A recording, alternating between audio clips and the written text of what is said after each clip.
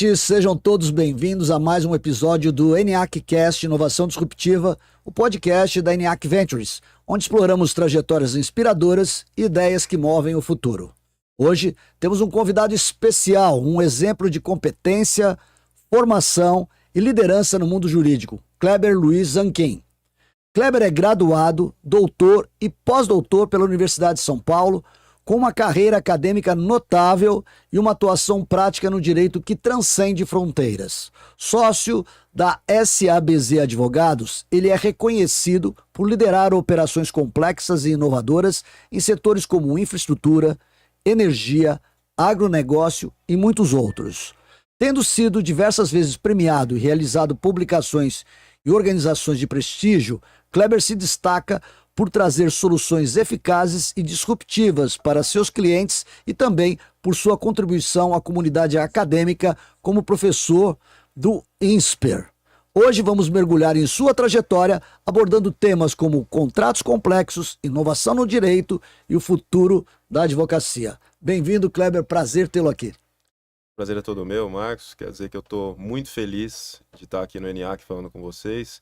É uma instituição que eu admiro demais, aprendi a conhecer num processo de ambientação aqui em Guarulhos, né, que é uma imersão que a gente vem fazendo nos últimos anos. Conheci o Rui, conheci o Pedro, que são pessoas incríveis. Eu acho que o que vocês têm aqui é muito único no Brasil, essa capacidade de estabelecer um diálogo direto, simples, entre a academia e a indústria, é algo que realmente é muito transformador, me arrisco a dizer, que é um case não só para o Brasil, mas para outros países que querem olhar a educação sob essa perspectiva da transformação da vida das pessoas junto com a transformação da vida das empresas. Então, eu estou muito feliz, muito obrigado pela oportunidade. Que legal, Kleber, muito bacana e realmente a gente, todos sabem, né, que nos acompanham, que a gente normalmente faz a preparação para um roteiro e a gente pede então uma mini bio, pede o material, e eu confesso que eu já até falei isso até antes de começar, quando o Kleber mandou, eu fiquei muito entusiasmado e animado para fazer essa entrevista, porque nós estamos falando aqui de dentro de uma academia, né? Então, pegar uma pessoa que tem uma formação robusta acadêmica e traz isso para a vida profissional, para a vida corporativa, é muito legal. E essa experiência do Kleber entre uma formação robusta e uma prática de todo esse exercício acadêmico depois no mundo corporativo, é isso que a gente gosta de ouvir aqui no nosso podcast. Kleber, sua formação acadêmica é impressionante, mas gostaríamos de saber mais sobre como isso se conecta com a sua atuação prática no mundo jurídico, que a gente acabou de falar. Então, antes de começar, para valer, quem é o Kleber? Onde nasceu, sua família, infância e adolescência? Conta um pouquinho para nós do Kleber. Legal, bom, o Kleber é um rapaz latino-americano sem dinheiro no banco. Eu nasci no interior de São Paulo, em Marília. Ah, Marília. Em Marília, cidade de 450 quilômetros de São Paulo. Uma família classe média baixa, meu pai é corretor de imóveis e minha mãe professora de escola pública. Olha que legal. Eu acho que a grande coisa assim que eu tive na minha infância, já conectando um pouco com essa trajetória, é que meus pais sempre investiram o máximo que podiam na minha educação, né? Na minha educação e na educação da minha irmã. Tenho uma irmã mais nova, e apesar das dificuldades financeiras, enfim, tudo que a família passou, desde que eu nasci em particular, né?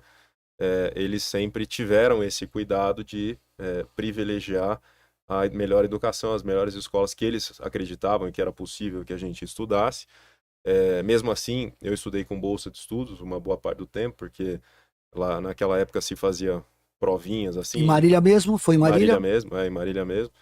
E conforme você tinha um determinado desempenho, você ganhava lá um percentual de bolsa, e eu acho que é uma forma de aprender muito cedo a meritocracia. Então, é uma meritocracia que eu falo que tá na mesa, no prato de comida, ou seja, se você alcança, você come, se você não alcança, você não come, né? Então, eu aprendi, acho que com essa jornada, a me dedicar, enfim, a começar a construir o meu próprio caminho para me educar. Então, acho que isso é acho que um ponto de partida muito importante.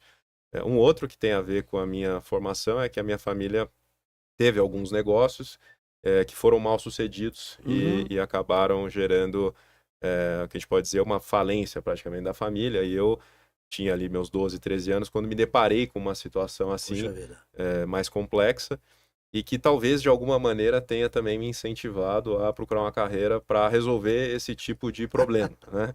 Então eu diria que essa trajetória lá na minha infância, ela tem uma conexão muito direta com as escolhas que eu fui fazendo ao longo do tempo e eu acho que a, a questão do esforço, da dedicação, do compromisso com essa formação vem muito daí. Então, Os princípios e valores, né? de uma forma muito resumida, eu acho que essa infância e adolescência tá nesse contexto.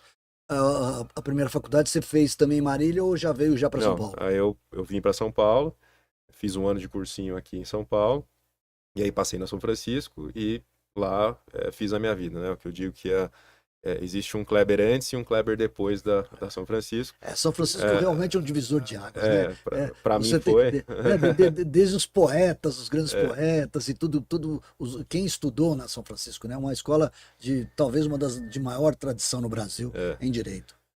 na verdade, a primeira faculdade, né, que a gente tem, Faculdade de Direito no Brasil, e para mim é um grande divisor, eu digo que ela é uma das mulheres da minha vida, porque um garoto saiu do interior, enfim, com esse contexto familiar aí, com alguma complexidade, e que chega aqui e descobre um mundo novo, então ali fiz grandes relacionamentos, pessoas que me ajudaram muito, me ajudam até hoje na minha vida, tive a sorte de ter excelentes professores, então Grandes mestres, né? O a Largo de São minha Francisco tem os melhores a professores. minha, a minha formação, particularmente ali, a minha geração, teve grandes nomes, grandes professores, referências no Brasil e até fora do Brasil, e acho que tudo isso foi fundamental para o que veio depois. Então, realmente, a dedicação para ingressar lá e, naturalmente, lá me dedicar para ocupar o meu espaço ou ganhar um espaço me permitisse desenvolver outras coisas. Então, eu sou alguém que fez duas iniciações científicas, né? Já comecei a trabalhar logo no primeiro ano. Então, eu tive assim ao lado da questão de seguir a faculdade normalmente, sempre tive muita coisa para fazer. Eu sempre me voluntariei a fazer muita coisa logo desde o primeiro ano. Inclusive, sou um dos fundadores da empresa Júnior da São Francisco, Olha que né? bacana, isso não estava no seu Isso não tá. currículo, você nem me deu, que bacana. Porque É, eu ia te perguntar agora, isso não está nem no nosso roteiro aqui. A escola do Largo de São Francisco, por ser tão renomada, né? Eu ia te perguntar isso, se lá existia por parte até da cultura da própria escola, o fato de vocês migrarem mais para um lado de público ser juiz, alguma coisa nesse sentido, ou não? Tinha essas duas vertentes, essa oportunidade do aluno da São Francisco também ir para a carreira privada e tudo mais, como tem grandes advogados que lá se formaram. Mas como é que é essa história? Conta um pouquinho mais sobre essa história lá na faculdade. legal. E ainda mais por você ter criado a empresa Júnior, que aqui, para quem está nos ouvindo, esse público, né, muita gente que está founder de startup, que passou pela sua faculdade também trabalhando em empresa Júnior, então esse é um tema super É, interessante. acho que história, eu tenho mais visibilidade até a minha geração, né, dessa divisão aí do que era para o público privado, a faculdade, em geral, uma plataforma para carreiras públicas, né, mas eu diria que a minha geração é metade metade, ou Uhum. talvez até um pouco menos de público, um pouco mais de privado. É uma geração que formou muito advogado, formou muito que não é advogado, virou empresário, foi fazer outra coisa, né? Olha, Então, a minha turma em particular tem bastante gente que não ficou nas carreiras jurídicas tradicionais. Alguns olha, foram para política, outros, né? Então, é bem variado, assim, eu acho o perfil até essa minha geração. sim. A iniciativa da empresa Júnior, que foi fundada em 2002, ela Tá veio, lá até hoje? tá lá até hoje, Ó, que tá lá até legal. hoje. Bastante mudada, 20 né? anos, Mas hein? já Que tem mais de bacana. 20 anos, né? Ela foi porque foi montada no departamento de direito comercial, que é hoje direito empresarial, né, mais conhecido.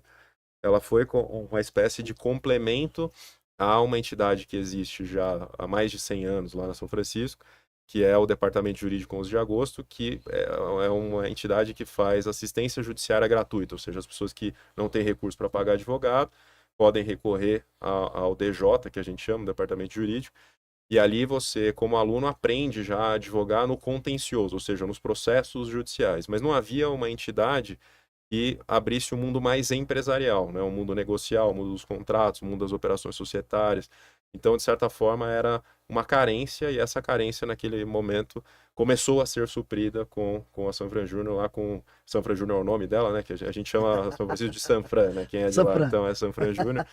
Ela começou a abrir essas oportunidades para quem tinha um viés mais empresarial na época, e assim seguiu a sua trajetória por muito tempo, está lá até hoje. Então, Que legal, é, o legado que você deixou, pois porque é, eu tenho certeza que realmente a Sanfran mudou um pouco esse seu perfil de alunos que lá estudam, optar por uma carreira mais corporativa do que pública a partir dessas oportunidades, dessa vivência que a gente tem muito aqui, né, no ENIAC, que é a questão de viver projetos e uma empresa júnior dá essa oportunidade, né? dá essa oportunidade. Eu posso dizer a você que as gerações imediatamente que seguiram os fundadores, vamos dizer aí, a gente fundou quando estava no segundo ano, então até o nosso quinto ano, 3 gerações depois da gente, é, grande parte das pessoas que integraram a Sanfran Júnior hoje são sócios dos escritórios ou fundadores dos seus próprios escritórios. Que Então saíram bacana, olha que para relato, olha que saíram para testemunho. montar o seu próprio negócio. Alguns se juntaram a escritórios que já estavam estabelecidos e conseguiram uma projeção tal que se tornaram o que a gente chama naming partner, ou seja, o nome dele passou Sim, a ser o nome do escritório. sim. Tem um caso até recente agora de eu chamo menino, mas né, já tem 40 anos também, mas era como a gente se tratava, né? Antigamente, que era o Ademir, e que ele hoje é um naming partner de um escritório muito importante. Então, de fato, as pessoas que passaram por ali se motivaram, aprenderam um pouco da prática empresarial no ambiente júnior, que a gente sabe que é muito controlado, né? Um ambiente em que a sua exposição a risco e a complexidade é muito menor, mas precisa começar de algum jeito. É Então, aquilo verdade. ali é a forma que eu acho que desperta naqueles que já têm, de alguma forma, uma propensão a empreender. A empresa Júnior com certeza despertou isso em muita gente, e tem um legado aí de Com bons certeza. advogados que hoje têm seus próprios escritórios vindo dali. Que legal, Kleber. Kleber, e com essa sua formação, estou falando tanto de academia, com essa sua formação acadêmica avançada, né? Com doutorado em contratos e infraestrutura e pós-doutorado em administração, influencia a maneira como você aborda casos complexos na prática diária da advocacia? Influencia com certeza. Eu acho que a opção por essas linhas de pesquisa veio da necessidade de eu me educar mais para ajudar melhor os meus clientes. Então, eu montei o meu escritório muito cedo, assim que eu me formei, né, no primeiro ano de formado, né, ali já nós nos formamos, os sócios são os mesmos desde aquela época, né, então Olha que nós bacana. nos formamos em 2005, já montamos o escritório em 2006, então tá para fazer 20 anos aí. Sim. Nós começamos a trabalhar com o mercado imobiliário. E o mercado imobiliário nos ensinou a advogar, né? Aprendemos um monte de coisa, porque naquela época o mercado imobiliário estava em franco desenvolvimento. Vocês vão lembrar, era a época das aberturas de capital das empresas imobiliárias no Brasil, 2005, 2006, Sim. 2007. Então, um mercado que cresceu muito, tinha bastante oportunidade de trabalho. Que E interessante. Em 2008 vem o veio problema a crise. da crise exatamente imobiliária americana, Isso. né? Logo depois, É, na sequência. esse E que impacta o planeta todo. é o típico dos mercados, né? Boom e quebra, né? Agora estamos vivendo isso com o agronegócio, por exemplo, né? Aqui no Brasil. Então, aprendemos a advogar ali no imobiliário, vamos dizer assim, num ambiente jurídico que se sofisticou demais, porque virou muito financeiro, né? Foi quando o mercado imobiliário começou a fazer muitas operações financeiras, Uhum, grandes transações uhum. societárias. E logo depois disso, nós tivemos um ciclo de desenvolvimento muito grande. Um outro boom foi da infraestrutura, e nós entramos na infraestrutura meio que junto com o imobiliário ali. Sim. E a infraestrutura, ela é um caldo de problemas, né, ou de desafios que requer que você tenha uma visão muito abrangente de vários temas. Então, por exemplo, se você vai fazer um projeto de saneamento básico, Uhum.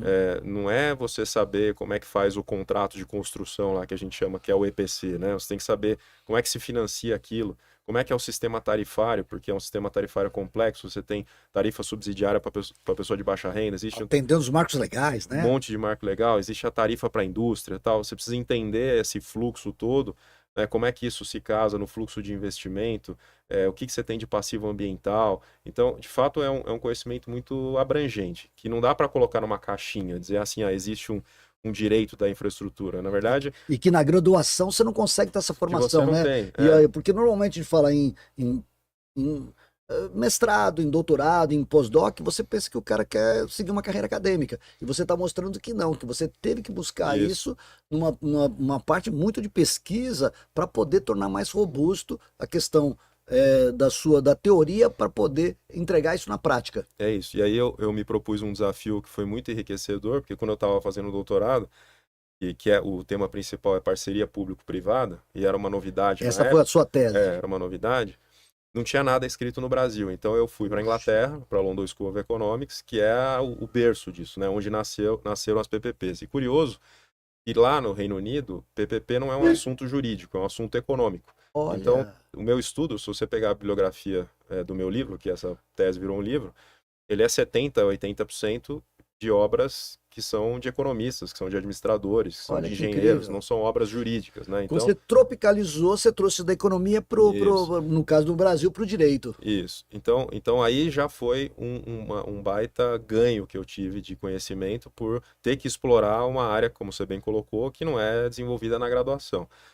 Mesmo assim, eu ainda sentia um pouco de falta de ter um domínio maior sobre ferramentas estatísticas, sobre modelos econômico-financeiros e tal. E aí eu falei, bom, agora eu vou fazer um pós-doutorado me submetendo a um outro desafio, né? Que aí era, Completamente que era diferente, né? O que você tá em outra área, em administração, né? para complementar aquilo que eu tinha feito no doutorado, que tinha me dado uma base, na minha visão, razoável sobre a economia em sentido amplo, mas me faltava ainda a questão de métodos quantitativos, a parte, vamos dizer, mais econométrica ou uma de matemática Econométrica. financeira e tal. Aham. E aí fui para fazer o pós-doutorado e ter mais esse recheio e que hoje, com certeza, me permite debater ali quando tenho problemas com os meus clientes, com os vários assessores que estão. Então, sempre tem um economista, um engenheiro que faz a modelagem e tal. E eu já tenho o conforto de estar ali e não ficar para trás das discussões. Então, tudo isso é um pouco parte do processo Que legal. profissional, né? Que eu acho que é uma coisa que a ENIAC faz muito, né? Como é que você associa esse conhecimento que você aprende na sala de aula com os desafios que você tem na prática? Às vezes, isso não é trivial, mas não é impossível. Desde que você saiba mais ou menos o que você quer fazer da sua vida, o caminho que você quer seguir, e você tenha a humildade de saber aquilo que você não conhece, aquilo que você precisa preencher de conhecimento, você vai buscando e é um diálogo natural. Olha, eu estou trabalhando com isso, eu preciso saber mais aquilo. Tá bom, vamos lá estudar, aprender, volta, recicla, vai de novo, volta, recicla, e não para nunca, né? Não para nunca de E estudar. interessante vamos falar aí no caso do lembrar dos seus pais, né? Você fala seu pai corretor de imóveis, sua mãe professora, né? E antigamente, Kleber, o lifelong learning era muito comum para um médico e para um advogado. Ah, vai estudar. Mas hoje não, né? Hoje uma enfermeira tem que estar estudando Isso. o tempo todo. Quer dizer, essa história de lifelong learning, a gente hoje fala muito aqui no ENEAC que todos devem procurar esse estudo contínuo. E é muito legal ouvir a sua história, porque o que te provocou fazer um pós-doc foi exatamente porque o seu doc tinha te, es- te estimulado, né, a você buscar mais conhecimento. E não vai parar por aí, né? Você vai continuar estudando, talvez não pegando mais títulos, mas você continua estudando o tempo todo para É poder isso. atender esse seu mercado tão exigente que é essas áreas que você está falando. Pegando essa linha, né? Essa ABZ é uma referência no mercado jurídico, especialmente em contratos complexos. A gente está falando exatamente sobre isso. É, como você construiu essa especialização ao longo dos seus 18 anos de escritório? Você falou que vai fazer quase 20, não é isso? Isso. Né? E quais foram os principais desafios que enfrentou nessa jornada, então? Como é que foi tendo esses insights? Foi exatamente, você começa em imobiliário, aí vai para infraestrutura, nós vamos falar um pouco aqui, óleo e gás, etc e tal. Comenta então um pouco sobre essa construção de especialização que a própria SABZ também concomitantemente construiu, né? Eu acho que nós tivemos o privilégio, a sorte de estar várias vezes no lugar certo, na hora certa, quando o mercado brasileiro, o mercado jurídico, os mercados diversos econômicos com reflexo no mercado jurídico, começou a se sofisticar em vários segmentos. Então, eu dei o exemplo do imobiliário, né, que vamos dizer, pré-2005, era um mundo do ponto de vista jurídico, e daí para frente se sofisticou absurdamente, por causa das operações financeiras e tal. Sempre em função da globalização, sempre em função do que acontecia fora e que o Brasil acabava tendo que se adaptar. Isso, acho que podemos falar que a globalização, podemos dizer que era um contexto de Brasil que permitiu também esse desenvolvimento na época. E quando a gente fala de contratos, às vezes a gente tem uma ideia daqueles contratos que a gente está acostumado a fazer. Vou alugar uma casa, faço um contrato de locação, né? Ou vou comprar um terreno, faço um compromisso de compra, coisa que qualquer pessoa em algum Sim. momento da vida já lidou. Mas quando você fala dos contratos empresariais, na verdade, eles são a vida de muitas empresas, né? Tem contrato que leva a empresa para o estrelato e tem contrato que quebra a empresa, Que né? quebra a empresa, literalmente. Acontece das duas coisas. É Então, verdade. quando você fala contrato complexo, talvez seja um termo que não seja tão claro o que isso significa, mas quando você fala de contratos que são estruturantes para as empresas, então você pega uma empresa do setor de óleo e gás, como você colocou, né? Então essa empresa, às vezes, ela depende de uma matéria-prima que é essencial e que vem lá de uma plataforma qualquer, Sim. e eu preciso ter um Que no caso do contrato. Brasil especificamente é estatal, né? Pois é, Que outros países nem isso acontece, mas no no Brasil Brasil é estatal. é estatal. Então, basicamente, é um contrato que ele opera 24/7, porque vem por um gasoduto, que você não consegue interromper o fornecimento, muitas vezes, se o cara descumprir, deixou de pagar, você não consegue interromper, porque se você interromper o fornecimento, você quebra o sujeito. Então, Sim. tem uma série de problemas, quando a gente fala de contratos assim que são estruturantes das empresas, que são muito diferentes dos contratos que a gente está acostumado a fazer no dia a dia. E como é que você aprende isso, se eu entendi que foi essa a sua pergunta? Obviamente você não aprende começando a sua carreira com esses contratos, você aprende começando a sua carreira com os contratos mais simples. Mas Os Ctrl+C e o Ctrl+V. uma hora você vira uma chavinha e começa a entender um pouco a dinâmica das relações econômicas, e o contrato ele precisa traduzir com o máximo de perfeição possível aquele ambiente econômico em que ele está. Então, uma pessoa que vai fazer um contrato no setor de óleo e gás, ela precisa conhecer o setor de óleo e gás. No setor de energia, ela precisa conhecer o setor de energia. No agronegócio, precisa conhecer o setor do agronegócio. É porque vem de baixo para cima. Você só consegue fazer um bom contrato que vai ser sustentável, que vai reduzir litígio, se você conhece o ambiente em que ele está, né? Se você nunca lidou com aquele segmento econômico, é muito difícil você fazer um bom contrato porque faltam as variáveis. O contrato é uma forma de comunicação entre duas pessoas. Então você tem que falar o mesmo idioma. Se as pessoas estão falando o idioma, por exemplo, do setor de educação, você precisa ter tido alguma vivência para saber quais são os calos que apertam, quais são os problemas, as dificuldades e tal, para poder regular aquilo. Então, eu diria que a construção de uma carreira em contratos é antes uma construção de carreira em determinados segmentos econômicos. Na medida que você vai se expondo a eles, você vai aprendendo, né? Você busca advisors, por exemplo, num momento desse, para poder te ajudar a entrar tão profundamente naquele determinado tema, ou vocês mesmos que vão fazendo a pesquisa e buscando isso, ou seja, a SABZ e os seus advogados vão entrando mais a fundo. Como é que funciona essa mecânica? Essa é uma ótima pergunta. Assim, lá no escritório a gente tem, por vocação, porque é próprio dos sócios, um alto investimento em educação. Então, os nossos sócios, não é possível ser sócio no SABZ Advogados sem você ter um mestrado de primeira linha, por exemplo, né? Olha só. Preferencialmente, você busque um doutorado, né? Mas é impossível ser sócio sem um mestrado, por exemplo, né? Então, Olha só. e aí, o que acontece? Em geral, os advogados vão se aprofundando nas suas pesquisas nas áreas em que eles já vão atuando.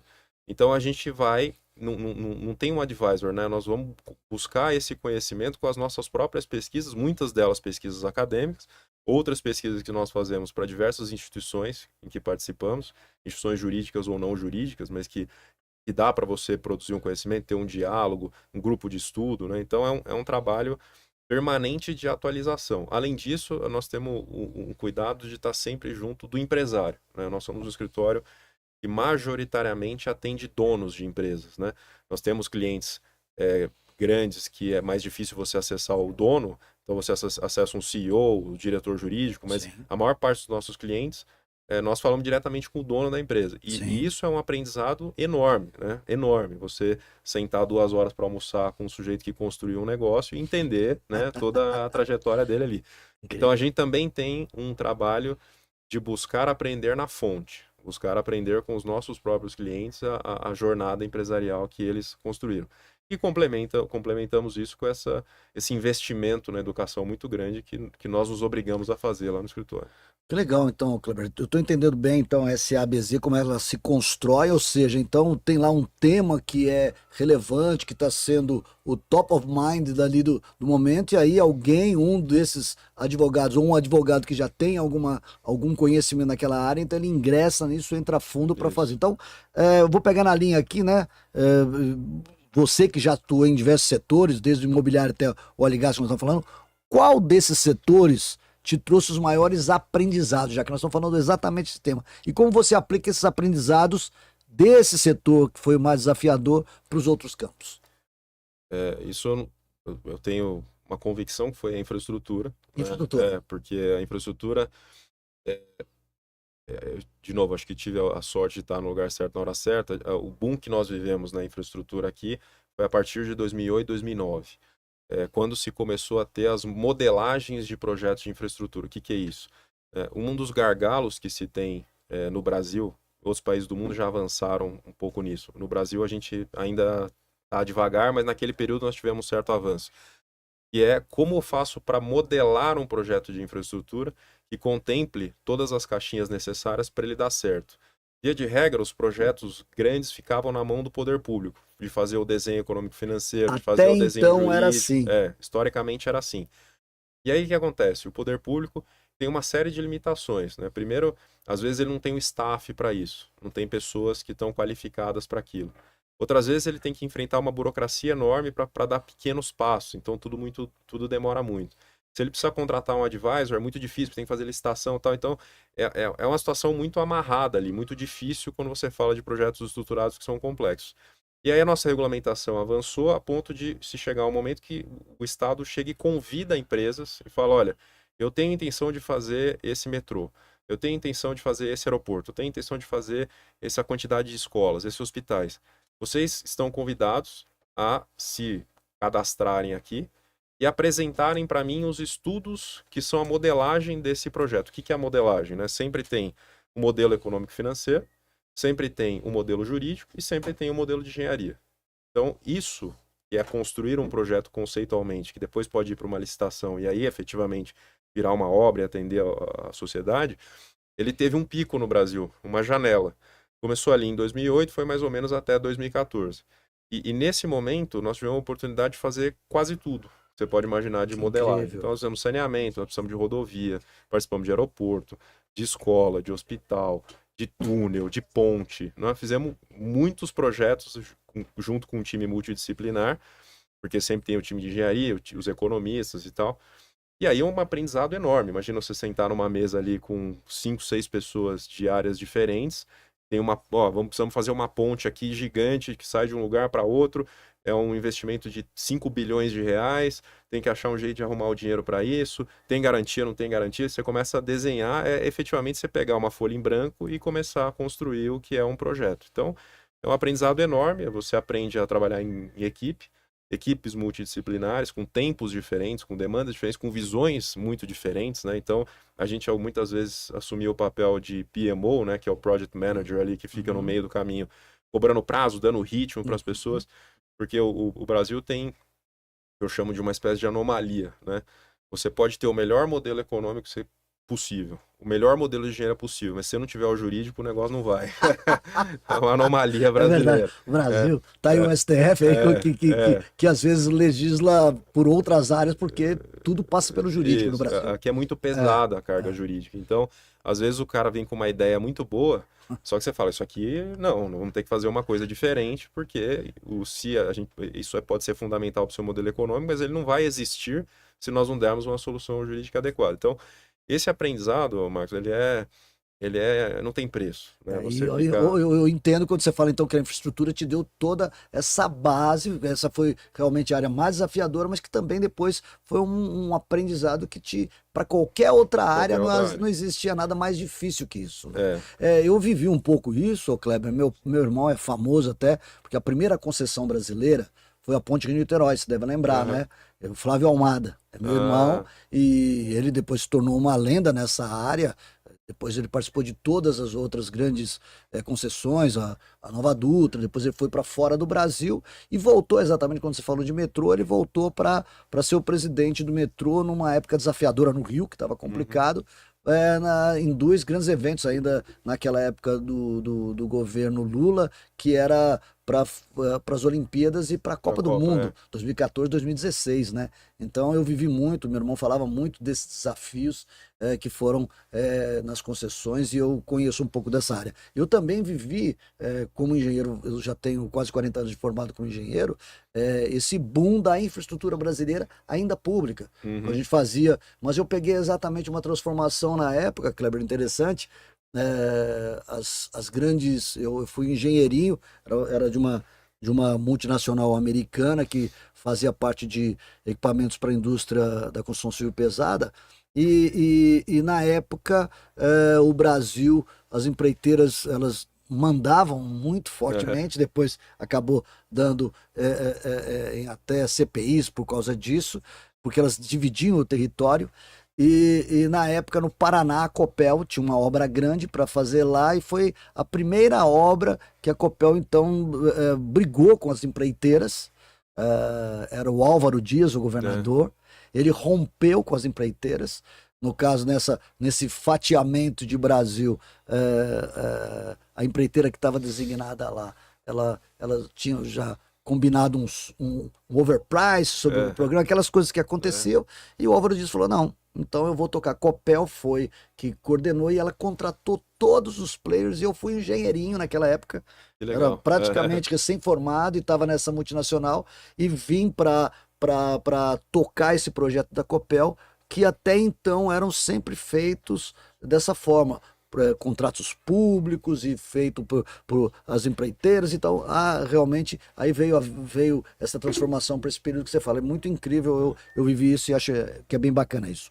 É, Kleber, quais foram os momentos mais marcantes da sua carreira acadêmica como professor? Porque nós estamos terminando o bloco, que a gente está falando um pouquinho de você, depois nós vamos entrar na área mais nossa da própria SABZ, da Uhum. inovação, que a gente vai falar um pouquinho sobre isso, né? Como você integra a sua experiência acadêmica ao treinamento dos jovens advogados que estão entrando no mercado? Você, principalmente, um professor do INSPER, né? Que é uma escola renomada. Conta um pouquinho para nós sobre essa questão da academia e você como professor. Bom, eu comecei a dar aula muito cedo, assim que eu comecei o doutorado, eu comecei em 2006, né, a fazer o doutorado.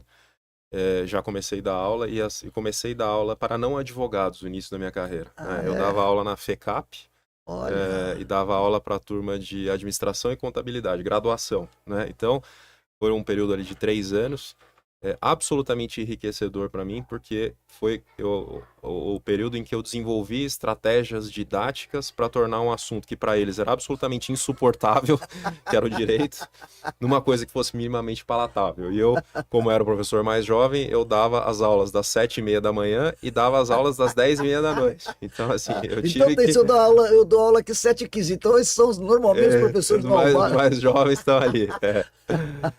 Então eu fiquei nesse período todo, e aí eu digo que foi o refinamento fundamental, né, da posição de ser professor, desenvolvendo estratégias, aprendendo a dar um mínimo de tratos à bola para que aquilo fosse interessante. Você vai imaginar um menino, ali eu estou falando de primeiro, segundo ano de administração e contabilidade, tem o menor interesse, né? E eu dava de direito societário básico para eles, né?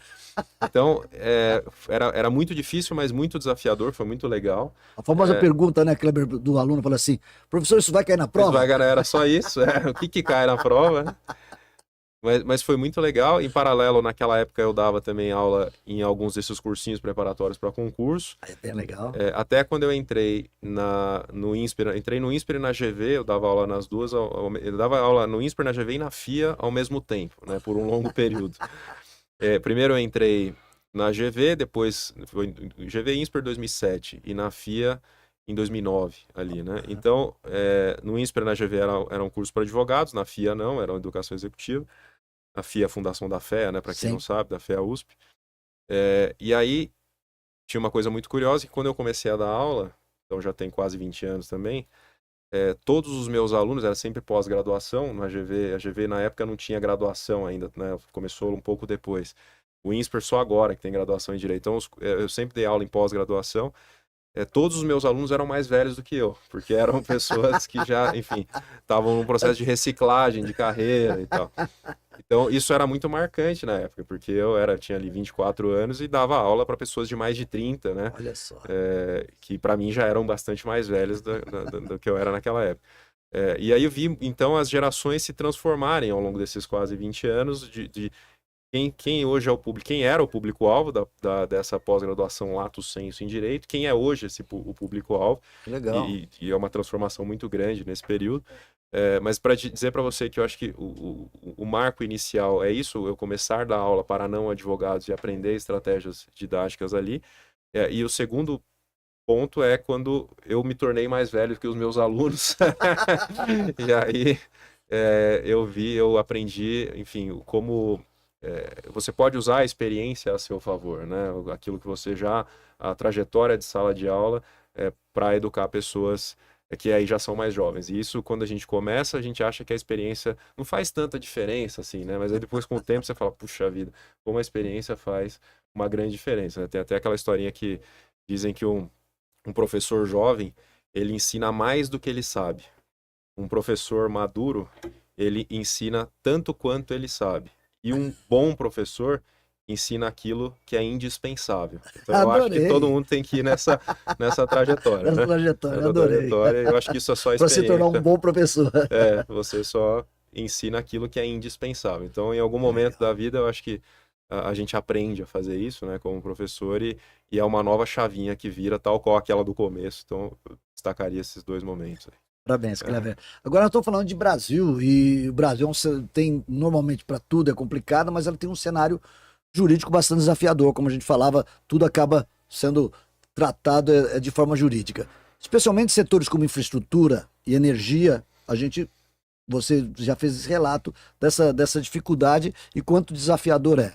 Como você enxerga a evolução desses mercados nos próximos anos e que papel a SABZ Advogados pretende desempenhar nesse contexto? Já que você falou, estava no lugar certo na hora certa. E agora que o tempo passou, nós estamos falando aí de 15 anos depois disso, a coisa evoluiu, né? Eu acho que vocês, como escritório, também se tornavam, por estar no lugar certo, na hora certa, fazendo as coisas certas, era o diferencial, mas daqui a pouco, como todo mercado, né? Aí o outro escritório vê que aquele mercado é saboroso, poxa, vamos também tentar entrar naquele mercado e começa a competição. Então, como é que você enxerga essa evolução desses mercados nos próximos anos e como é que a SABZ, então, pretende desempenhar nesse contexto, já que agora tem muitos concorrentes e tudo mais?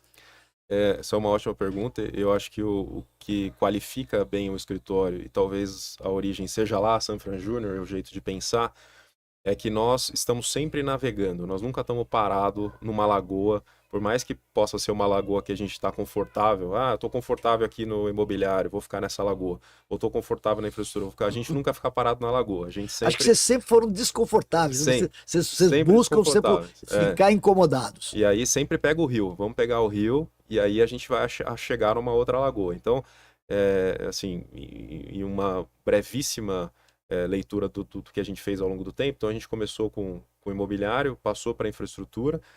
A infraestrutura levou a gente para o agronegócio, porque as empresas de infraestrutura começaram a desenvolver as suas empresas de logística, e aí a gente conheceu as tradings, e das tradings conhecemos os produtores rurais.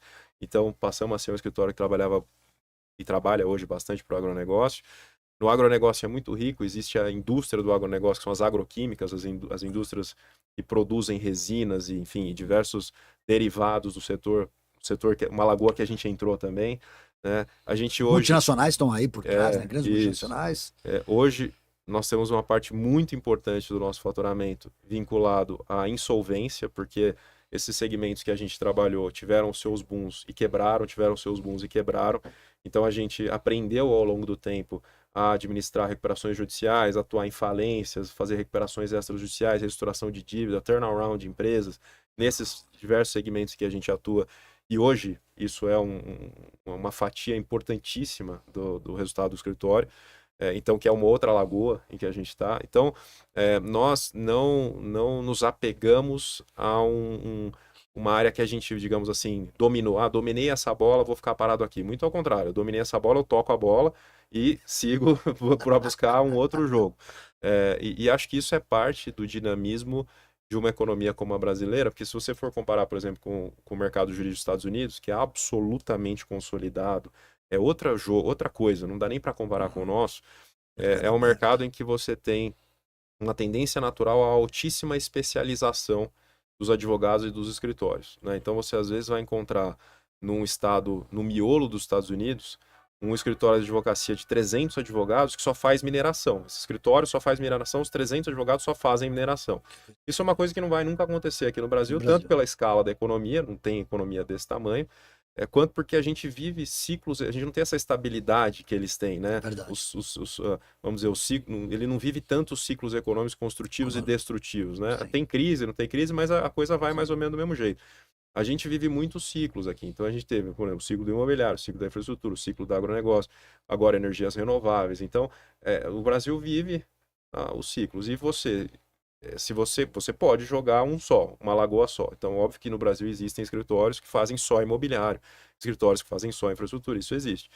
Ou você pode desenhar uma estratégia empresarial, vamos dizer assim, no seu escritório de advocacia, para que você possa seguir o curso do Rio e ir ocupando outros espaços. Isso é o que a gente faz, né? Então, Buscando oceanos azuis, né? Isso. E a gente procura entrar no mar aberto logo no começo, né? Porque é no mar aberto que você tem a oportunidade. Mato alto, né? Que a gente fala. Vamos entrar aqui no mato alto. Por exemplo, startup, que é uma conversa que nos aproximou.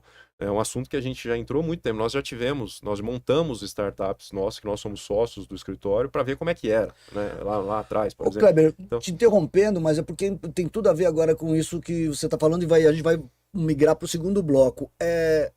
Eu posso dizer que quando você fala que você e seus sócios participaram lá da empresa Júnior, não é isso que você conta? Pode-se dizer que a história do SABZ, que vai fazer quase 20 anos, ela é eternamente uma visão de startup. Não se falava isso há 20 anos atrás, mas vocês têm uma pegada muito parecida no escritório com startup, porque vocês toda hora procuram um assunto disruptivo, então vocês são permanentemente uma startup, porque quando a coisa está começando a ficar mais tranquila, vocês vão lá e buscam alguma coisa que está sendo disruptiva, para sair na frente, para pegar o mato alto, para beber da água limpa, é isso que nós estamos falando. É isso, então. Vocês têm bem legal que vocês têm uma pegada de startup. Acho que o espírito nosso é onde é que está o problema, o próximo problema, que a gente precisa ajudar a resolver ou construir alguma solução. Eu acho que o startupeiro é isso, né? O startupeiro é exatamente isso. Ele está lá no design thinking, né? Onde é que está o próximo problema? Porque os problemas que estão aí, já tem bastante gente tentando resolver, alguns serão resolvidos, outros não. Tem muita barreira de entrada para lidar com os problemas que já estão colocados. Mas e os novos problemas, né? Então, assim, nós estamos sempre muito atentos aos novos problemas. Por exemplo, uma plataforma que a gente usa para se preparar para isso é a nossa inserção internacional. Nós somos um escritório altamente internacionalizado. Nós temos hoje, se você precisar, por exemplo, agora, de um advogado em 200 países do mundo, em um de 200 países do mundo, pode ser na África, na Ásia, onde você quiser, você me dá meia hora, eu acho possivelmente o melhor advogado daquele país para te ajudar, porque há muitos anos nós participamos de redes internacionais de escritórios de advocacia para manter vínculos e a gente colher dessas pessoas o que está acontecendo lá, né? Porque aqui demora às vezes para chegar. Quando já chega aqui, muitas vezes já está solucionado, alguém já pensou, tal. Mas eu quero saber o que está acontecendo no Vietnã, eu quero saber o que está acontecendo em Taiwan, eu quero saber o que está acontecendo no Canadá. Então, eu preciso ter uma visão global daquilo que diz respeito à minha profissão, né? Aquilo que eu faço, para eu poder me antecipar e falar, pô, isso aqui vai chegar no Brasil. Daqui 1 ano, 2 anos, 3 anos, não sei quanto tempo vai chegar, mas... Então, o que eu posso fazer? Eu acho que é legal, eu acho que tem upside financeiro, eu acho que nós temos interesse corporativo, temos mão de obra para isso, temos. Então, vamos nos preparar para atacar esse problema. Aí, quando chega, nós já temos um ponto de partida, entendeu? Já temos uma base para poder... Aí é o mato alto, né? É o mato alto. Que por um tempo você entra nesses ambientes... não sozinho, mas com poucos players, daqui a pouco é dominado de novo. E aí você pode ficar ali na lagoa que eu falo ou ir para a próxima. A gente já está pensando na outra. Quais são as 4, 5 lagoas que a gente vai ter que entrar? Pra frente. Eu acho que isso encaixa bem com a pergunta que eu vou te fazer, né? Que a SABZ Advogados tem se destacado por ser pioneira, como você acabou de falar, em muitos aspectos. Quais iniciativas inovadoras você destacaria no escritório, tanto do ponto de vista de gestão interna, quanto na entrega de soluções aos clientes? Nessa linha, então, de ser um startupeiro, mas já com 20 anos já de jornada, né? Traz para nós, então, porque eu acho que isso é bem legal para as startups terem isso como uma referência para um dia se tornarem grandes, para um dia terem 20 anos, né? Porque às vezes a visão do startupeiro é de curtíssimo prazo, né? Por isso que metodologias ágeis, essa coisa toda. Eles não tem muito, não querem perder muito tempo, né, com relação a planejar. É o tal do effectuation, né, o causation, né, que eles ficam tratando muito sobre essa questão. Bom, vamos lá. Eu acho que nós tomamos uma decisão na origem, quando nós montamos o escritório, que nós teríamos uma gestão de escritório grande. Mas eu vou qualificar o que eu estou querendo dizer com isso. Tá. Gestão de escritório grande não era ter uma estrutura de gestão de escritório grande, obviamente, porque a gente era nada, era pequenininho. Então não era ter um monte de gente, com um monte... Não, era a gente ter, no nosso roadmap ali empresarial, todas as preocupações que um escritório grande precisa ter para resolver. Então nós sempre fomos o escritório que já teve na largada um plano de carreira, mesmo sem ter gente. Nós já tínhamos uma discussão de orçamento, mesmo sem ter dinheiro. Nós já tínhamos um mecanismo que não existia software naquela época de nada disso, mas regras de padronização de documentos, né? Como salvar documentos e tal, sem ter documentos. Então a gente já começou, e óbvio que isso veio de aprendizado que a gente teve como estagiários de grandes escritórios, todos os sócios foram estagiários de grandes escritórios. Quando nós trouxeram saímos isso para nós trouxemos e falamos assim, os grandes escritórios têm essas preocupações. Nós não temos ainda, mas se Deus quiser nós teremos um dia. Então nós já nascemos aí. E o que foi a cola disso? Teve uma cola para isso dar certo, né? E aí a gente pode chamar de uma certa inovação. Foi um benchmarking que vocês adotaram. A gente pegou os vários benchmarks de escritórios que a gente conhecia, mas a cola disso é que desde o começo nós temos um managing partner, ou seja, um sócio administrador.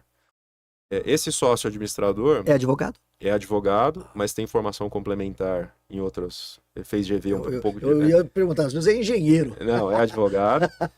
e ele advogou hoje ele não advoga mais, mas ele advogou por um longo período, hoje ele administra o escritório, né? Então o que acontece? Ele tinha Isso a vida é um baita dele... diferencial. Ele já tinha a vida dele dividida em dois. Então ele advogava menos e administrava mais, até chegar ao momento que é o momento atual, que ele só administra. Por que isso é importante? Porque nós, advogados, não somos forjados para administrar. Não é o nosso mindset, nós não sabemos fazer isso. Você pode se capacitar para isso. Eu acho que agora as faculdades devem estar mudando um pouquinho, né? Mas era sempre assim, não era forjado. Sim, mas é uma questão de perfil, você concorda? O perfil do advogado é estar lá no front, ele é o prestador de serviço, ele está com o cliente, ele está com o problema. Inclusive, muitos dos nossos amigos são perdulários nos escritórios deles, sabe? Não tem controle das coisas. Hard skills, soft skills, é natural. E aí o sujeito vai e se enrola. E a gente não, a gente sempre falou, bom, nós precisamos ter uma disciplina empresarial, mesmo sem ter empresa, porque praticamente não tinha nada para fazer quando a gente montou. Então eu diria que o D0, o que crava essa nossa trajetória como uma empresa organizada, foi ter colhido esses benchmarks e ter um managing partner desde o começo. Eu acho que isso é de certa forma, inovador para um escritório do nosso tamanho. Os grandes todos têm managing partner. O pequeno é muito difícil você ter um como o nosso, que tem a gente, que é um escritório médio hoje, a gente tem um managing partner. Isso é uma coisa. Outra coisa foi que ao longo do tempo, a gente entendeu quem é o nosso advogado ideal, ou seja, quem é a pessoa ideal que tem que trabalhar conosco. Nós somos um escritório que corre muito risco com o cliente. Então, parte muito importante da nossa remuneração é o honorário de êxito, success fee. Ou seja, eu preciso fazer a transação acontecer, eu preciso ganhar o processo para eu ganhar o dinheiro. Então, eu cobro, em geral, menos antes e mais no final. Não é qualquer pessoa que sabe lidar com isso, porque você precisa ter uma disciplina financeira na sua vida pessoal muito grande para saber lidar com curvas de não ter dinheiro. Por alguns períodos você não vai ganhar dinheiro, depois você vai ganhar dinheiro, outros não ganham dinheiro. Então a gente começou a selecionar pessoas ao longo do tempo mais aderentes a esse perfil. A esse modelo. Que traduz o quê na gestão de pessoas, né? Você divide o dinheiro na medida em que as pessoas correm o risco com você para ganhar esse dinheiro. Então isso... Skin in the game. Skin in the game. Isso faz com que o nosso turnover seja muito baixo. dos melhores advogados que a gente teve, na base é mais normal ter, né? Os advogados mais jovens, você troca mais, mas quando Você demora mais para recrutar e selecionar, mas em compensação o turnover depois é Isso, baixo, muito porque baixo. você vai trazer aliado ou alinhado com a cultura de vocês, da SABZ. E te dou um dado muito legal, que algumas pessoas acham que, pô, vocês se orgulham disso, vocês deviam se preocupar, e a gente se orgulha disso. A gente, dos nossos melhores advogados, que já eram advogados sêniores, que poderiam ser sócios, que saíram, não saíram para trabalhar para outros, saíram para montar os seus próprios escritórios. Olha que legal. Então nós somos um Uma escritório escola. que gera outros escritórios. Legal. Por quê? Porque isso que eu tô falando para você não é discurso, é DNA. O sujeito aprende a correr risco. Ele aprende a lidar com isso. E chega uma hora, se ele acha que ele não está mais encaixado naquela estrutura, ele sai e monta o negócio dele.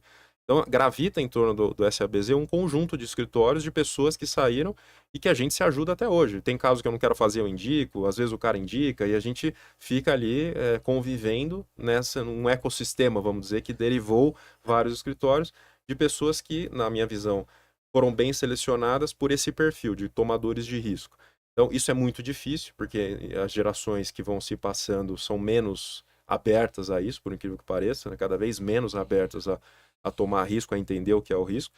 Mas, quando você acha, encaixa bem na nossa estrutura. Então, eu diria que isso é uma outra parte importante, podemos chamar inovação, não sei se é inovação, mas é uma consciência empresarial que a gente tem das pessoas que a gente precisa ter. Então, é uma organização muito grande empresarial num back-office, com um managing partner, e um recrutamento muito consciente das pessoas que a gente quer ao nosso lado.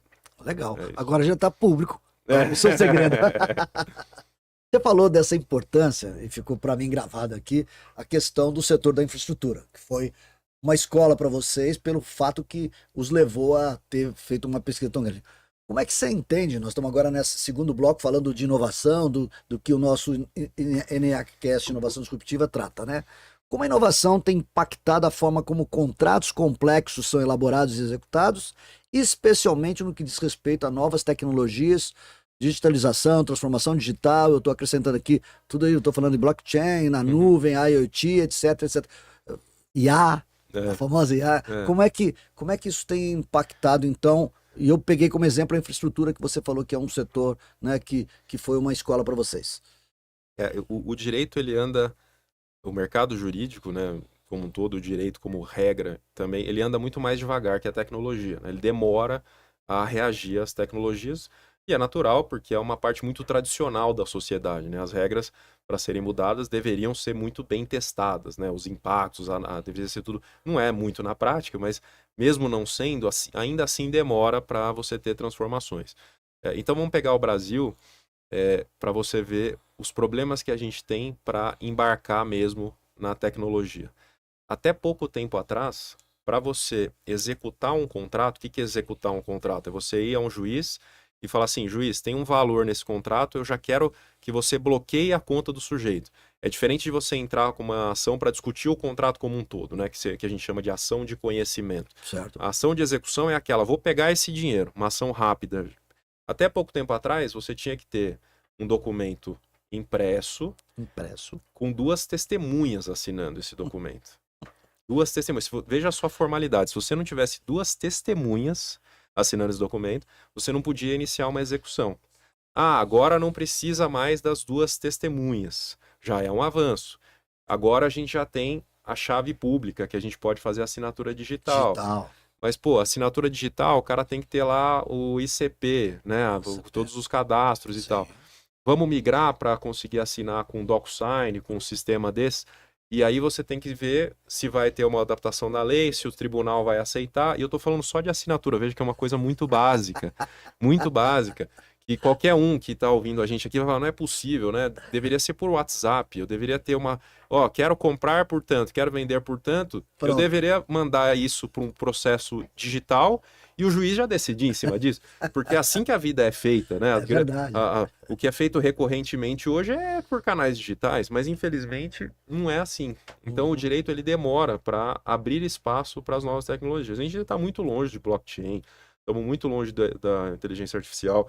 Quando você fala de contratos complexos, tem um outro agravante.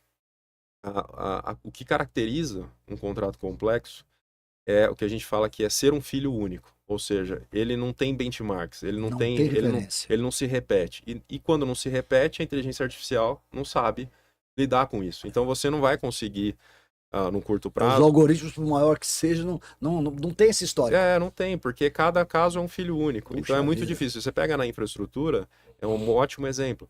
Nenhuma rodovia é igual à outra. Na modelagem, nos contratos. Nenhum porto é igual a um outro. Nenhum aeroporto é igual ao outro.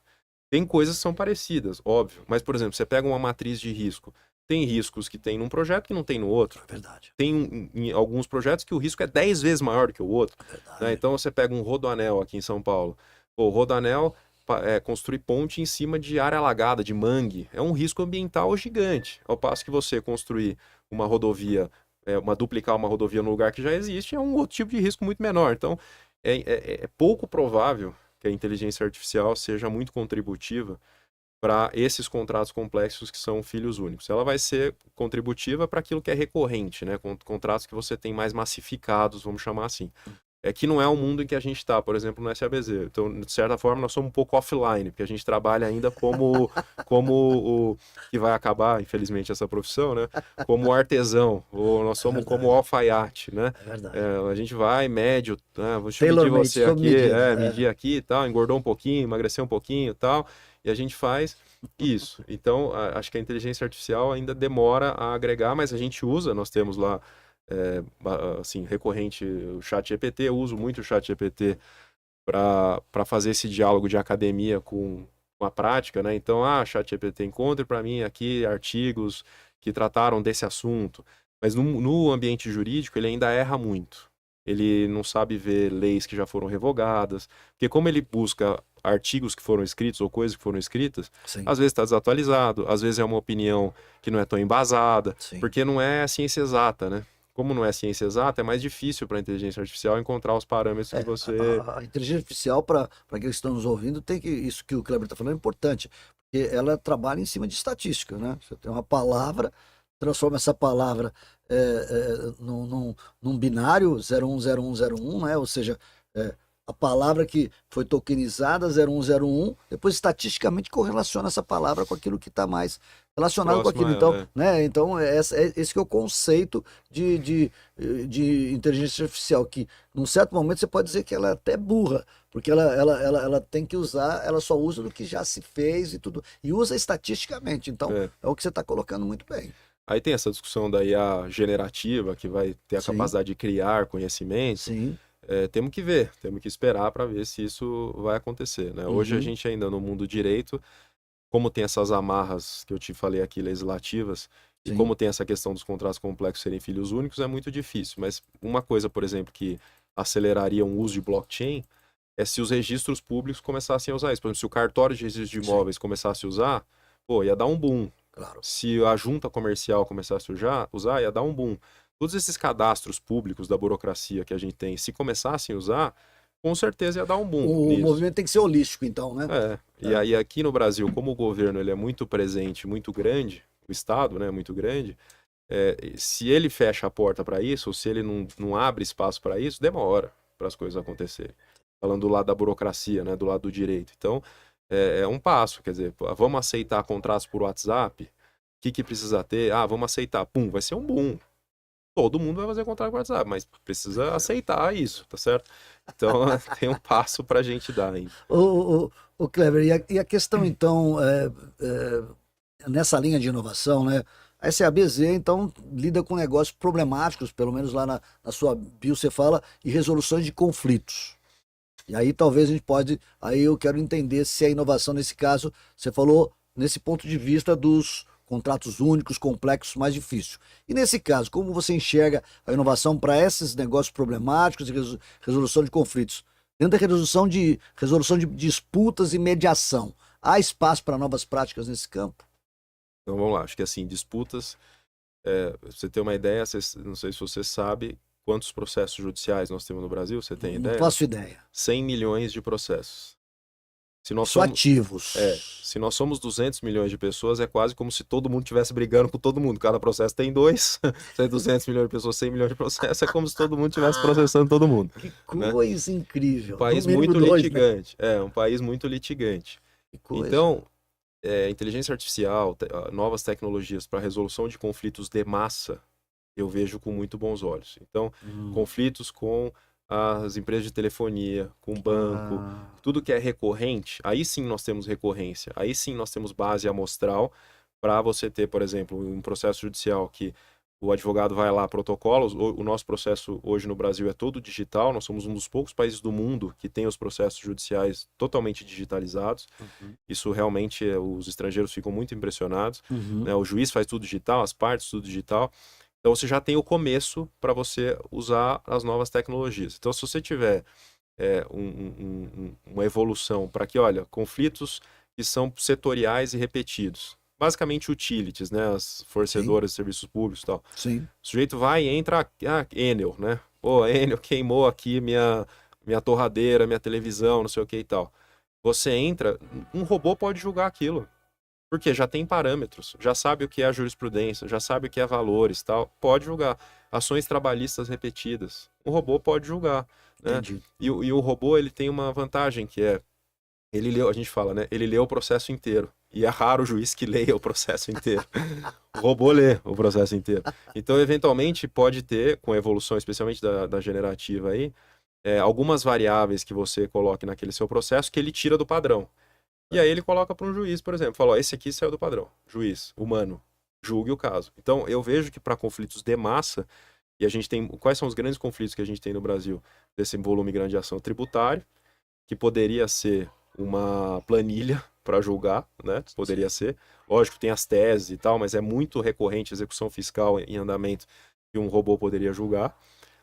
E as utilities. E bancos, né? Utilities e bancos. Isso aí é a quantidade de processos grandes que a gente tem.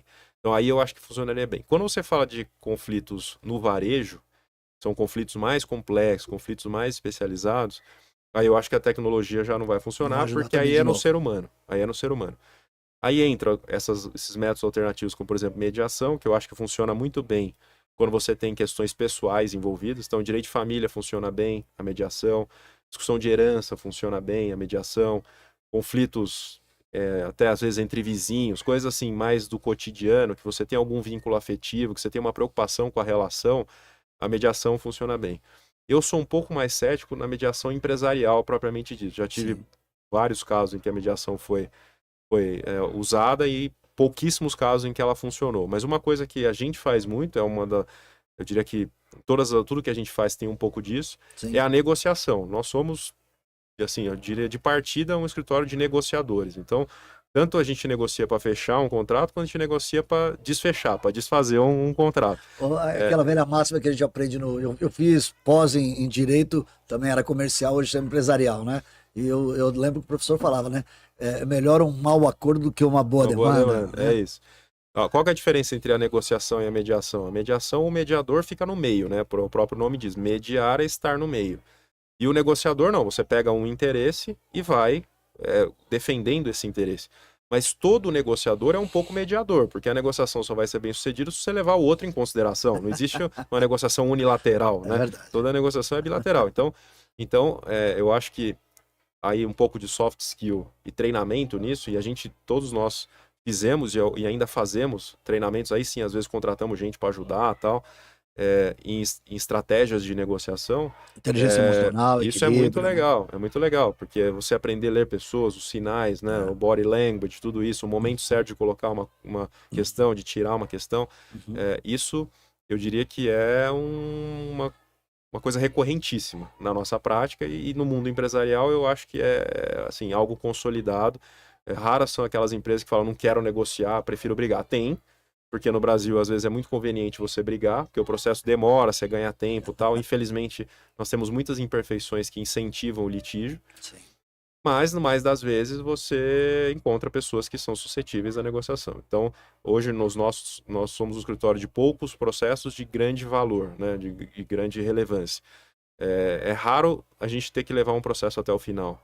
Em geral, em algum momento no meio do caminho, a gente faz um acordo. E a gente tenta muito antes. Tenta pôr juízo na cabeça das pessoas antes. Às vezes não tem esse juízo, tem que litigar, e em algum momento a gente faz um acordo. Nós somos um escritório muito focado nisso. Bacana. Ô Kleber, a gente está quase encerrando o segundo bloco aqui. Eu queria que você me falasse um pouquinho que ao longo dos anos você acumulou prêmios, reconhecimento internacional. Quais são os principais fatores que, na sua opinião, fazem com que a SABZ Advogados continue sendo uma referência de excelência no Brasil e no exterior? Olha, eu acho que, primeiro, nós nos dedicamos muito à qualidade do que nós fazemos, nós somos obcecados pela qualidade do nosso trabalho. E aí, a qualidade é desde a forma como a gente apresenta um estudo, uma petição, forma mesmo gráfica, até, naturalmente, a nossa linguagem, a correção daquilo que a gente usa. Nós somos um escritório que não embarca em teses furadas, que não vai em coisa que não acredita, então a gente só trabalha naquilo que é a nossa convicção, e aí os nossos clientes entendem isso, e isso dá um conforto para eles. Ele fala, bom, se eles vão comigo nisso é porque eu tenho se eles chance de declinaram, eu ganhar, não ou vou se eles mesmo. declinarem é melhor eu pensar, né?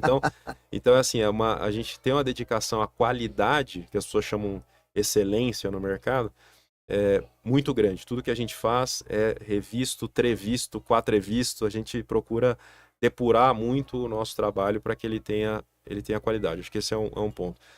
O segundo ponto é que nós temos muita clareza de comunicação com os nossos clientes, ou seja, nós não somos um escritório para qualquer caso, para qualquer tipo de demanda. Nós temos um perfil que os clientes e o mercado vai identificando, e nós estamos aí há 20 anos fazendo isso, então já deu tempo de as pessoas conhecerem, que faz com que nos segmentos que a gente trabalha, o encaixe seja mais natural, mais fácil por causa desse perfil. Então, nós somos um escritório bastante aguerrido, né, em tudo que a gente faz. As pessoas falam que é agressivo, eu prefiro a palavra aguerrido. É um escritório muito aguerrido, ou seja, muito Questão combativo. semântica, né? Um escritório muito combativo, mas, assim, ao mesmo tempo, muito respeitador, muito, assim, não é um combativo trem da alegria, né? Sair lá ofendendo pessoas, longe disso. Dentro de toda a urbanidade que a profissão exige, nós fazemos o máximo que nós podemos fazer para os nossos clientes. Quando a gente abraça o interesse, eu costumo dizer, deixa de ser o problema do cliente, passa a ser problema meu, né? Então, quando a gente pega o problema, a gente efetivamente vai para resolver. Então, eu diria que o posicionamento do escritório já está mais claro ao longo de todos esses anos para o mercado, então é mais fácil plugar. Faz um alinhamento de expectativas. Já faz né? um alinhamento. Então, assim, muita dedicação à qualidade, uma clareza de posicionamento que resulta no outro vértice aqui desse triângulo, que tem tudo a ver, correr risco com o cliente. Então, nós somos o escritório e paga para ver. O tal skin in the game vale para dentro, vale para fora. Então, assim, não, vamos correr risco junto. Se eu ganhar, você vai me pagar honorários extraordinários, ou seja, que você não está acostumado a pagar. São justos, né? Que você não está acostumado a pagar normalmente. Mas se eu perder, eu recebi só esse pouquinho aqui no começo, né? Então, Tamo junto. Tamo junto. Então, acho que isso faz com que nós sejamos procurados por casos que são difíceis, casos que são problemáticos, mas que depois, quando fazemos a leitura e acreditamos no caso, engaja, costuma engajar e vai bem. E é uma relação muito franca com o cliente. Nós não somos um escritório que fica, a gente fala assim, babando o ovo pro cliente, sabe? Então, a gente fala muita verdade pro cliente. Eu falo muito aqui com as startups, eu falo isso, olha, aqui conosco, você não vai ouvir o que você quer ouvir, você vai ouvir o que você precisa ouvir. A Duda está aqui nos acompanhando, ela sabe muito que a gente fala isso com a startup, porque ficar babando o ovo não é o que... Você pode ganhar um afeto, mas não adianta nada. Isso, a gente fala assim, nós não construímos relação de amor com o cliente, nós construímos relação de respeito com o cliente. Então, o respeito vem de eu poder falar o que você precisa ouvir. E como nós somos, entre aspas, sócios no problema, porque nós corremos risco junto com o cliente, não adianta, o cliente não vai mandar na gente, ele não manda em mim. Fala assim, você vai fazer tal coisa. Não é assim que funciona. Né? Nós olhamos o caso, é assim que vai ser feito. Nós vamos alinhar, vamos para o convencimento em conjunto, construir, mas não tem assim, eu sou o cliente, eu mando em você, porque afinal de contas eu estou correndo risco junto com você, nós somos sócios no problema e sócios na solução. Então, é um perfil de escritório. Não funciona para muita gente, né? Tem muita gente que quer o escritório mais focado nesse atendimento, no jeito de cuidar do cliente e tal. Então por exemplo, multinacional é muito difícil, a gente tem algumas no portfólio, mas muitas não tem como a gente trabalhar, porque é outra linguagem, eles gostam de outro tipo de perfil de escritório, outro tipo de atendimento. Multinacional, você sabe, tem uma governança e às vezes a regra é tocar a bola de lado, né? Ninguém quer resolver o problema. E a gente não consegue lidar com isso, sabe? Se tem um problema, a gente tem que resolver esse problema. E às vezes vai ter efeito colateral. Às vezes, assim, qual que é o problema? O problema é que você tem que atravessar essa parede aqui. Eu tenho que atravessar essa parede, eu vou arrebentar essa parede. Então vai cair uns tijolos por lado, vai ficar uns canos aparentes, tal, mas eu vou arrebentar a parade. Então é para esse tipo de coisa que a gente serve, sabe? Eu acho que isso é que facilita o Resume nosso bem. posicionamento. Muito legal. Eu tô pensando aqui, ouvindo você falar, e hoje tem muitas séries em todos esses aplicativos de Netflix, Amazon e outros mais, de séries relacionadas ao mundo jurídico. Seria muito legal se tivesse se você chegasse aí em Hollywood com essa ABC, porque ela é bem diferente do que a gente vê, né? E tem algumas séries que tem uma pegada bem legal. Bom, a gente sempre encerra esse segundo bloco com uma pergunta. Você falou tanta coisa você falou de sociedade, você falou de respeito, e a gente tem um respeito muito grande. Aqueles que estão nos assistindo podem saber que nós somos uma SA de capital fechado, e por ser uma SA de capital fechado, os nossos acionistas, a gente tem um respeito e uma admiração muito grande por cada um. Não é, eu quero ser sócio da ENIAC Ventures, né? A gente seleciona se você é um desses sócios. E a pergunta que a gente sempre encerra esse bloco é perguntando, né? Por que você decidiu investir na ENIAC Ventures? Bom, primeiro foi uma honra eu poder estar nesse grupo pequeno de pessoas que tiveram essa oportunidade. E eu já vinha tendo conversas aqui com vocês, com o Pedro especialmente, desde antes dessa iniciativa. E eu vejo a ENIAC, é genuíno isso, como realmente um conceito disruptivo. Assim, tudo que vocês fazem, quando você conta, parece óbvio. Só que ninguém faz. Né? Então, assim, você fala de, pô, aproximar efetivamente a escola da empresa, de modo que os colaboradores da empresa estão aqui estudando, fazem os seus TCCs, fazem as suas pesquisas dentro das demandas da empresa. Quem que faz isso? Eu falo que eu sou ligado a instituições grandes e tal, é outra pegada, sabe? Não existe essa simbiose como vocês têm aqui. Tem o Segru, né? O Segru que atrai os empresários e que o ENIAC lidera, então existe uma conversa em nível institucional.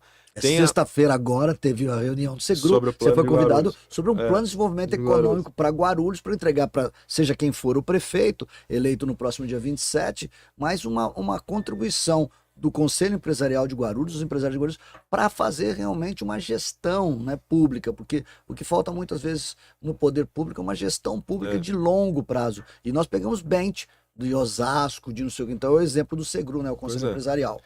Aí você vê, tem essa atuação político-social, né, que é vamos contribuir para a cidade.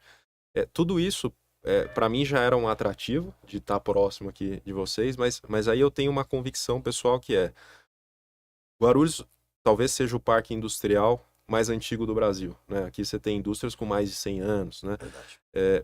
E indústrias que são algumas mais modernas, outras mais tradicionais, e como tais, vamos falar mais das tradicionais, tem uma série de desafios, né, de toda a ordem. A gente acompanha aqui, alguns são nossos clientes, tem o desafio de sucessão, né, várias empresas não se prepararam para a sua sucessão. Muitas estão na segunda geração, né? Muitas não estão tem entrando, governança, direito para isso, tal. Compliance e tudo mais.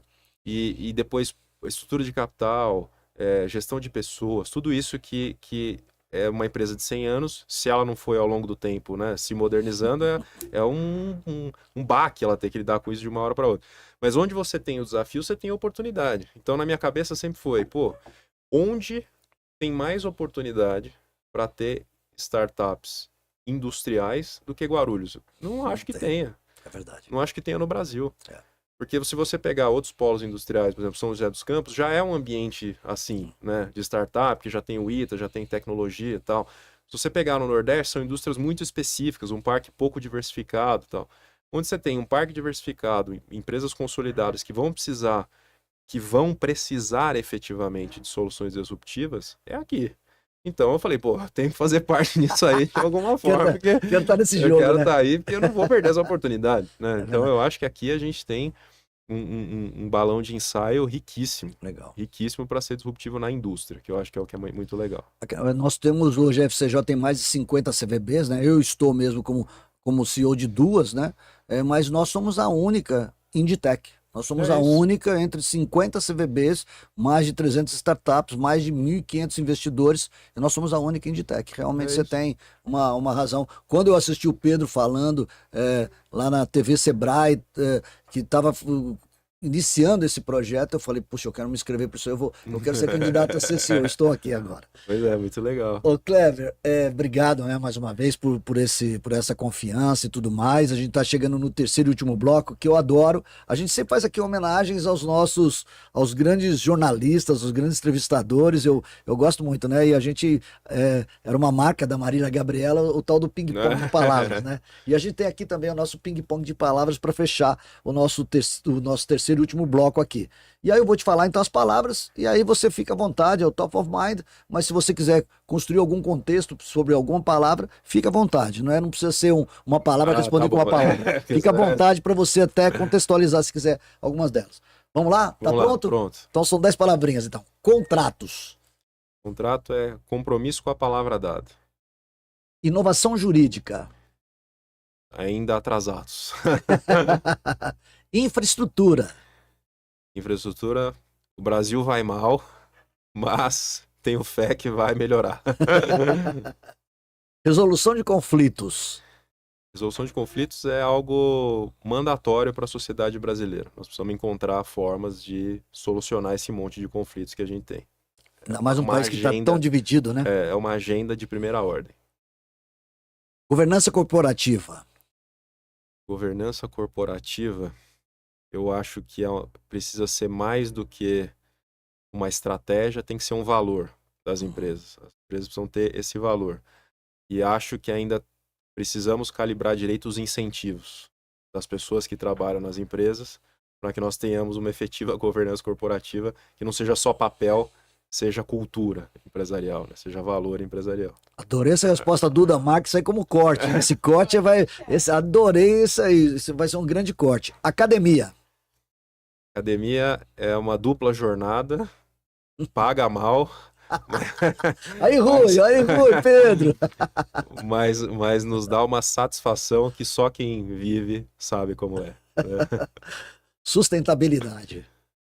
Eu acho que se a governança corporativa é uma agenda número 1, a sustentabilidade é a 0, ou seja, a que vem primeiro, nós precisamos só ver aí, né, os últimos acontecimentos no mundo, nós precisamos tratar isso como nunca tratamos. Eu acho que tem que ser uma pauta que vem desde a infância e tem que estar no nosso dia a dia, em todas as ações que a gente vai fazer, do mínimo, da micro, que é o tempo de banho que a gente toma, até o macro, que é como que a gente vai continuar a produção industrial no planeta Terra. Liderança jurídica, um bom exemplo aí da SABZ. A liderança jurídica, eu acho que é um encargo que vem junto com o cargo, né? Ou seja, se você se propõe a ser dono ou ser sócio de um escritório relevante, você precisa assumir de forma voluntariosa, de forma positiva, a liderança jurídica, que é muito parecida com a liderança empresarial, ou seja, precisa fazer com que pessoas cresçam para que você também cresça, né? O advogado ainda tem um pouco de dificuldade porque ele vê o do lado dele ombreando com ele, né? Por isso que algumas pessoas criticam a gente, falam, pô, esses escritórios que se formam ao redor dos seus, vocês não acham que é um problema? A gente fala, não acho que é um problema. É um motivo de satisfação nosso, porque efetivamente estão se formando lideranças jurídicas, né? Quando é que você sabe se alguém é líder? É quando ele é capaz de formar líderes. E não é quando ele lidera, é quando ele é capaz de formar líderes. Blockchain no direito. Apesar de você falou bastante sobre isso. Vai demorar. E o futuro da advocacia? O futuro da advocacia, eu acho que Esse contexto todo aí. Vou traduzir de uma forma qualitativa.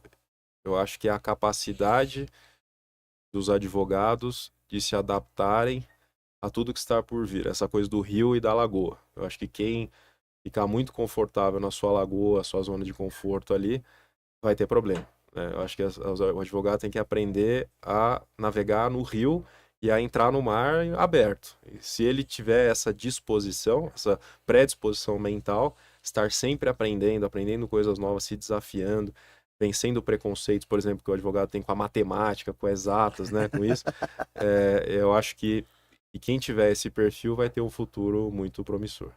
Que legal. Clever, foi incrível ouvir suas reflexões sobre a interseção entre direito, inovação e liderança. Antes de encerrarmos, eu gostaria que você deixasse uma mensagem final para os jovens advogados que estão ingressando no mercado e que buscam se destacar em um cenário tão competitivo. Como eu falei que a gente homenageia, então ali o Clodovil olhando para a lente da verdade, fala então olhando para aquela câmera ali, falando sobre o que você então deixa aí como sua mensagem final. Eu diria para os jovens advogados assistirem a série do Rock, porque a série do Rock, o lutador, mostra que não tem caminho fácil, né? Às vezes a opção pela carreira jurídica, ela vem por falta de opção. A pessoa não sabe o que fazer, vou fazer direito, porque direito abre muitas portas. Na verdade, o direito não abre muitas portas. Ele coloca muitas portas na sua frente, mas você que tem que abrir essas portas. E para abrir essas portas é preciso ter a chave. E para ter essa chave, não tem caminho fácil. Você efetivamente tem que investir muito na sua formação técnica, que é a sua capacitação jurídica, mas também ampliar o seu rol de conhecimento para tudo aquilo que gravita em torno do direito. Então precisa saber contabilidade, precisa saber economia, precisa saber sim matemática, o advogado lida muito com matemática. Do contrário, você vai ficar numa massa, que nós temos aqui mais faculdades de direito no Brasil do que todo o mundo inteiro somado. Se você somar o mundo inteiro, nós temos mais faculdade no Brasil do que o mundo inteiro somado. Se você for um advogado que vai ficar aí no default, no ordinário, você vai ficar diluído nessa grande massa e aí a vida não será fácil, né? Então não tem caminho fácil. É preciso efetivamente se aprofundar e se dedicar todos os dias para construir a sua melhor formação. Genial. Pessoal, e assim chegamos ao fim de mais um episódio do ENIAC Cast, Inovação Disruptiva. Esperamos que todos tenham gostado, eu adorei, dessa conversa inspiradora com Kleber Luiz Zanquim. E que tenham absorvido valiosos aprendizados sobre inovação no direito e o futuro da advocacia. Não se esqueçam de seguir o ENIAC Cast em sua plataforma de podcast favorita, deixar a sua avaliação e compartilhar este episódio com seus amigos e colegas. E fiquem atentos para mais episódios repletos de inovação e inspiração. Até a próxima.